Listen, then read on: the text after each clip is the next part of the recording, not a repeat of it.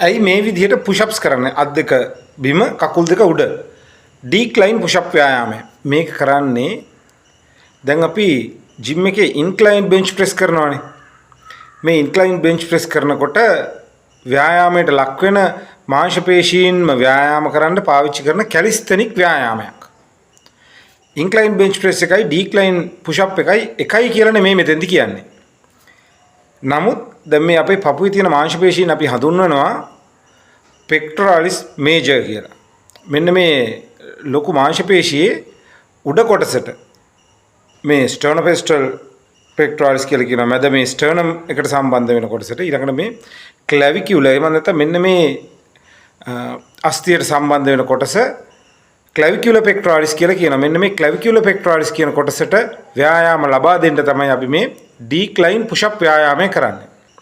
මේ ව්‍යායාමය කරද්දී අපි දැන් අත් දෙක බිම තියලා කකුල් උඩ තියලානේ තියෙන්නේ. ඒ ගමන් පස්සත් ටිකක් උඩට ඉස්සුවොත් එහෙම මේකට සම්බන්ධ වෙනවා එන්ටීරියර් ඩෙල්ටොයිඩ්ස් එහෙම නැත්නම් මේ උරහිස ඉදිරිපස මාංශ පේශීන්. කොහොමද උරහිස ඉදිරිපස මාංශ පේශීන් මේ පුෂප් ව්‍යායාමයට සම්බන්ධ වෙනවා. ටිකක් වැඩිපුර ආතතිය යෙදෙනවා. මේ වීඩියෝ වල එක පැහැදිලි කරලා තියෙනවා.